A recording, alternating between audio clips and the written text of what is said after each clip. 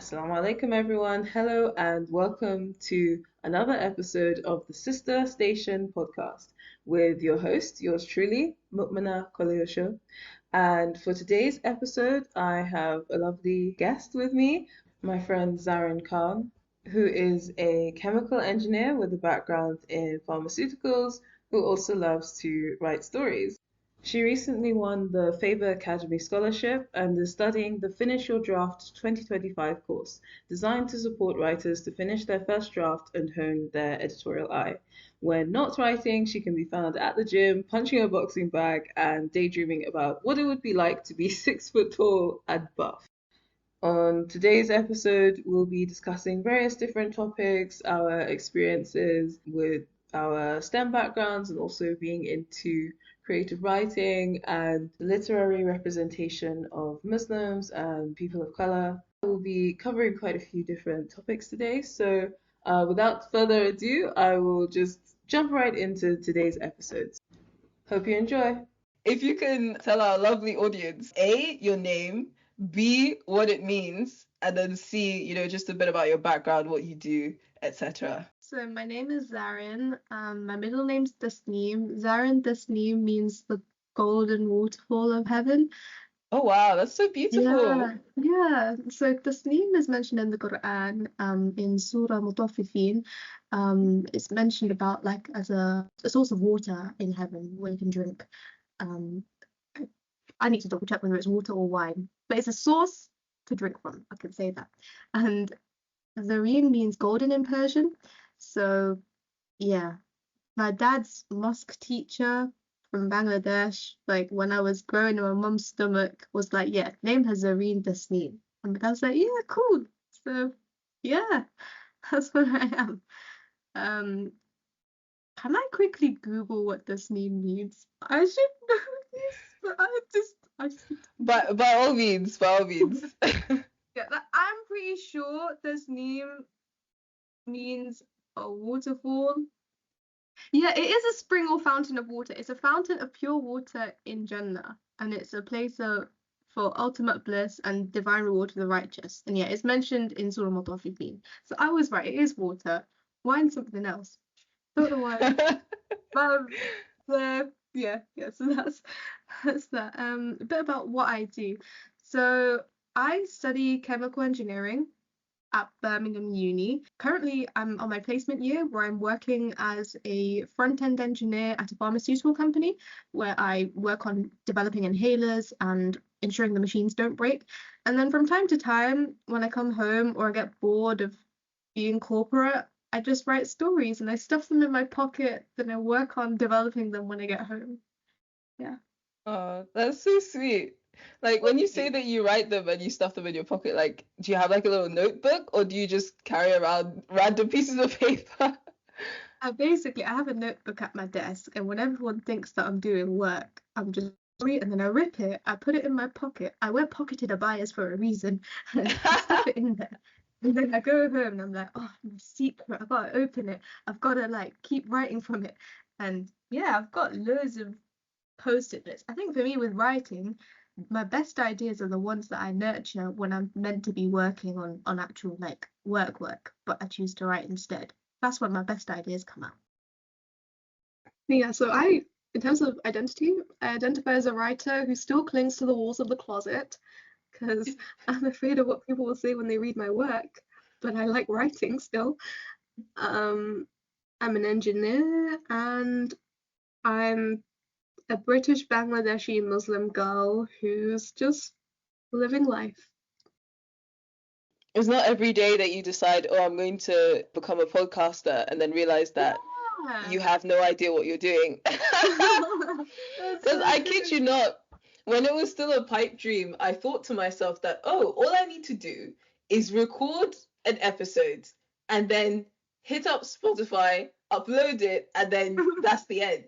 Completely forgetting that I need to like come up with my title, episode descriptions, the description of the podcast itself, social media marketing and promotion, and then in terms of literally, and then in terms of guests, like getting guests on and etc. etc. And honestly, like the more stuff that I realize I have to do, I'm like, do I still want to do this thing? Oh, wow. But inshallah, we persevere. It's gonna happen. Because the Inshallah. other thing was that I still, like, right now, I still don't have a title that I've set on, or a Mm. description, or any of these sorts of very concrete things. I haven't set up the social media profiles, literally none of that. But I got to a point that I realized that waiting until I have all of that ready was actually holding me back. And I felt that it's a lot easier if I just jump in, start recording the episodes, and then, Yeah. that way it's a start. Like, I've gotten somewhere, so it can help with that sort of inertia. Like, it's that sort of once you start, it's easier to keep going. But the Mm. difficulty is the getting started. It's like once you sorry, it's like once you push like a boat out, like Mm. pushing the boat out. Oh my goodness, sorry. I have a mint in my mouth, and I thought it would have dissolved by now. But anyway, so once you push the boat out, like the pushing the boat out process is the most difficult part, like getting it off the shore. But once it's Yeah. on the sea, it's smooth sailing. Let the wind take you where it's gonna take you. Yeah. Yeah. So You're in we're that flow state and just want to keep your creativity flowing out of you. exactly. So right now I'm still at the stage where I'm trying to push the boat. Like, I'm struggling still. Okay. I really like that and admire you taking this initiative to, push the boat out. Because for me, I have this huge fear of the evil eye. And hence, I'm very protective over my art, over my writing, over anything Hmm. creative. It's why, like with my Instagram, I only keep it as girls that I know. I don't widen it. And I'm just scared of people giving me the evil eye. Hence, I don't share my stuff. I keep it very secretive and close to me. No, that's honestly so valid, and that's one of the things that held me back for such a long time as well. Mm. But the reason, like, I mean, there's so many reasons as to why I stopped letting that hold me back. But I think one of them, for the life of me, I can't remember if it was a lecture or if it was just something that somebody said, that they were like, if this evil eye was so bad, like, there would be a ton of people just dropping dead like that. Like, I don't know how to explain, in the sense that yes, we should be wary of it, and it is there, it is real. And Mm. there is, regardless of how much people believe in it or in what way people believe in it, like, there is a certain element of it that exists and is there, right? And it does affect people at some points. But at the same time, like, we can't just let that dictate everything, because at the end of the day, what's going to reach you is going to reach you, as in good or bad, and what's not going to reach you is going to reach you. I mean, no, what's not going to reach you is not going to reach you. Yeah. And us, like, there's an element of, being protective of our stuff that is necessary and is needed. Mm. But at the same time, if you let it get to a point that you don't want to share anything or do anything, then Yeah. it becomes too restrictive. Like, it honestly, everybody finds a balance that works well for them, because I know, for example, there are still a lot of Muslim women especially, but just a lot of people that, for example, don't show their face online at all. And I know that there are many reasons for that, like not just evil eye, but in terms of privacy and in terms of other Yeah. stuff. And that's what works well for them, so to speak, right? But then Mm. for other people, basically, if this makes sense, like my point is that everybody chooses the amount that you want to share, and that the amount that you don't want to share that works for you. But I think Yeah.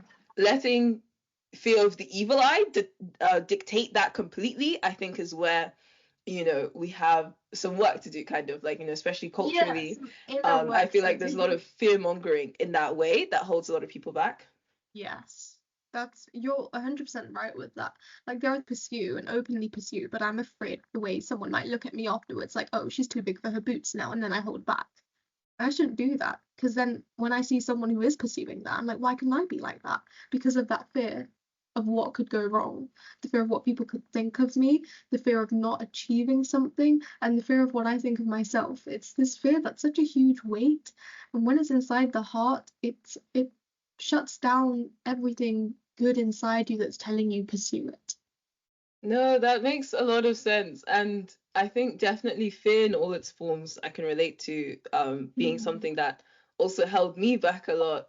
And I think, that first one that you mentioned about fearing that other people are going to think that you're kind of getting too big-headed, or like Yeah. that you're just showing off and being boastful. And I mean, I still struggle with this a lot. It is something that I've worried about for a long time, that I still worry about. But I just try and remind myself, and remind other people as well, that really, as we say, actions are judged by intentions. And Yes. obviously it's very difficult, because as humans are very surface level, and we just judge by what we can see. But at the same time, like, it's two things. It's one, that, like, you, between you and God, like, what your true intentions are, in terms of, Yes. like, you just want to share your work because, you want other people to kind of enjoy your creativity, or trying to, share a message, that kind of benefit that you want to kind of share and spread. And if other people interpret it as, oh, this person is just showing off, then that's their problem. And then, Uh, so that's on one thing. And then B, for the most part, like, yeah. that group of people is the minority. Like, most people, that's not what they're going to think. They're going to see your work, and they're going to be like, wow, this is so cool, or I really like this. Like, most people are either gonna, like, either going to like the stuff, either going to be like, nonchalant, neutral, they're going to be like, whatever. And then there's a small minority of Mm. people that are going to go out of their way to spread some negativity. And sadly, Yes. like, the more you go up, the bigger your profile, the bigger your community, the more likely you are going to come across these negative people or negativity. But, like, yeah, it's always important to focus on And the I'm afraid that majority. some like you were talking about negativity and like how when people rise, you will have those people who you were once close with who don't clap for you, who don't Mm, say mm. mashallah for you. And sometimes I become that person and I hate it. I'm like, no, I wouldn't want that for me. So why would I do that to someone else? That's something No, that I feel that. I feel yeah. that. But at the end of the day, when I say that we're only human, like, I think it's obviously we don't want to feel it or think it in the first place. Mm. But I'd say that's the least of your crimes, i.e., like, thinking or feeling negative about somebody is okay to an extent, because at least you're still, conscious of it, you still catch yourself out on it, but there's a difference between that and, so, like, being like an internal hater, right? Like, that's something that's relatively easy to work on and deal with. But being like a proper hater, like being all up in people's comments, in the DMs, in, Oh, like, fighting, in the light, yeah. online, offline, wherever you are, that is the serious problem. That is what That needs, is like, an intervention. that does. I wanted to mention something because you were talking Hmm. about the fear of showing up for yourself in the sense of the fear of sharing your work, the fear of Hmm. Hmm. pursuing something. I want to bring that to something which may be controversial to others, but I think Hmm. as Hmm. women, culturally, we're taught to make ourselves small so that the men in our Mm. lives can shine. We do the background behind the scenes work, and then they rise, and we carry their achievement, and our hard work is unspoken for, and we just know it within ourselves.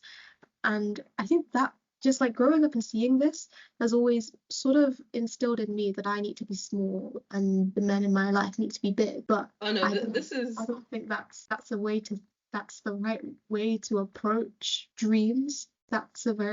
It's something that needs to be unlearned through culture and through teaching our daughters, our sisters, our mothers, our women that their dreams can be just as big and they Oh, don't have to definitely. shrink themselves to make others look big. Oh, Yeah. definitely. I agree. I agree 100%, because I realized that, yeah, there was some of that sort of um cultural sort of pressure in terms of gender, and, like, well, no, I say cultural, but just society, in terms of, the encouragement of men to, like, pursue their careers, pursue their dreams, and that women Mm. just playing like a supporting role, and a side character, in men's stories, Yeah. instead of allowing us to be like the central character in our own stories, and Mm. pursue stuff that we want to, because, like you Yeah. said, it's always painted as if we want to do that, that's selfish, but for men that's just being ambitious, so there's just a lot Yeah.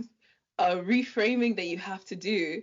And I think that's another reason why, for example, like if we talk specifically about being visible and being visible online, it was that sort of mindset shift that kind of helped me to feel a bit more comfortable putting myself out there, posting myself online and stuff, because the old mindset of pushing men forward and essentially putting women in the back means that, like, especially if we talk literally in an online space, and especially if we talk as, you know, Muslim women, women of color, like if you go online, like let's say social media, your feed, and it's just full of men, and you don't see women, you know, that look like you, and especially, you know, for me as a Black Muslim woman, like you just feel like, oh, do I not exist in these spaces? Are there not people like me, you know, doing XYZ? And for a long time, that was how I felt. That's how many other people felt. And then I had to remind myself that when I did see fellow Muslim women, Black Muslim women, women of color in different spaces, that was what inspired me to be like, oh, I can do this too. You know, I could, you know, be in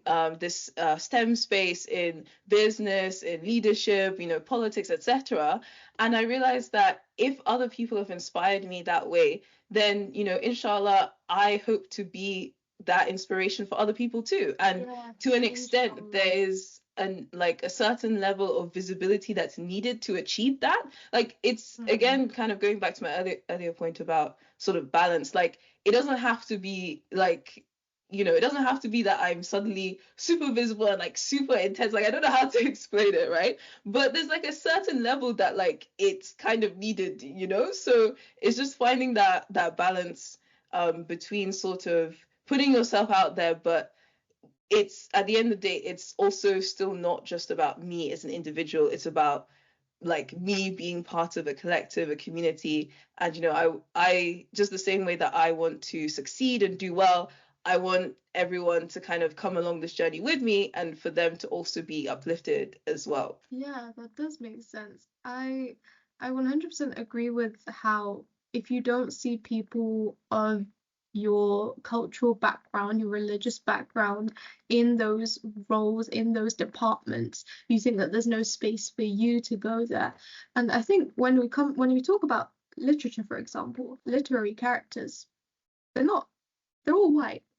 I feel bad saying this, but I feel a bit like, am I saying the wrong thing on a podcast?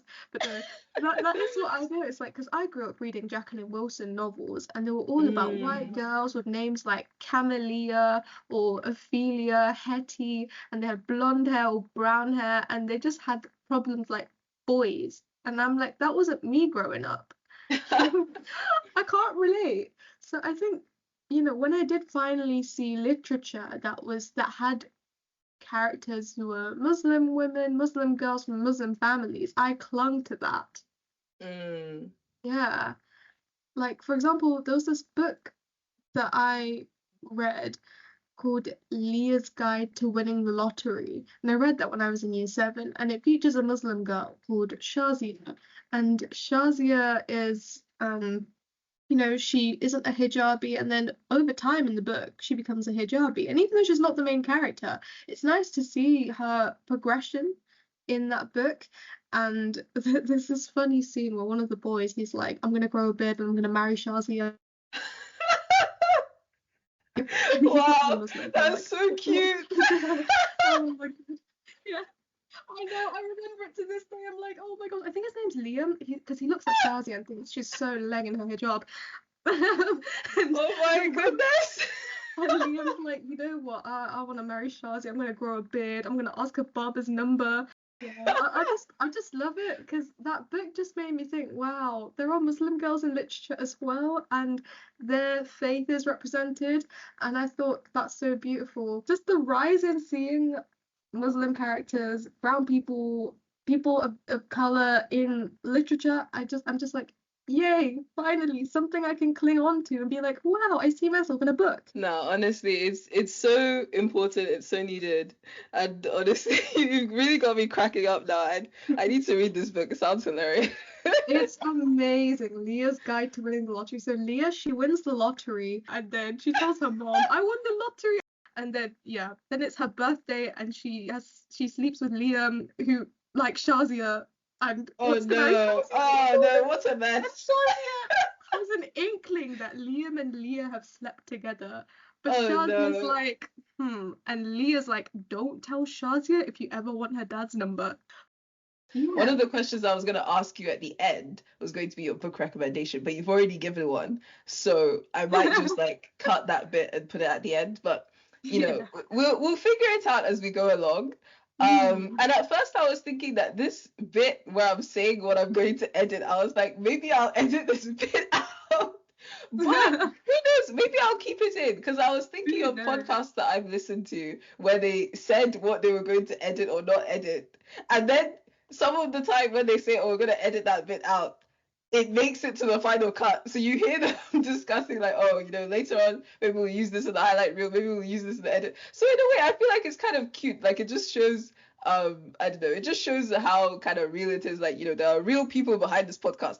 Honestly, it's been such an insightful conversation. And thank you again for agreeing to let me record our conversation because I know that some people, no, basically, sometimes I will have like a really good solid chat with my friends. And then by the end of that conversation, we're all there sitting and thinking to ourselves that, guys, if we teamed up and made our own podcast, we would be Yeah. legendary. Like the kind of yapping, the kind of gisting, the kind of chatting that is going on, like it's so lit. Like we need to share this with the world. And then later on, I'll be playing back some of the things that we said in my head. And I'm like, guys, I think for the sake of all of us, we should just keep this between ourselves because me, I don't want to get cancelled though. Yeah, Be a fair cancellation. yeah. I was, Honest Tea Talk, the one with Sister Ali Umrayan, Yes, Naveen I love Badi, that. Sumaya Hassan. I want to do something like that. If you are interested, let me know. We could definitely try something like that. Inshallah, we'll see how Inshallah, it yeah. goes because I have lots of big dreams. I'm already like thinking about like, oh, my limited edition bonus series content, and I've not even gotten episode 1 out. I'm like, girl, we need to slow down. Yeah. Baby steps.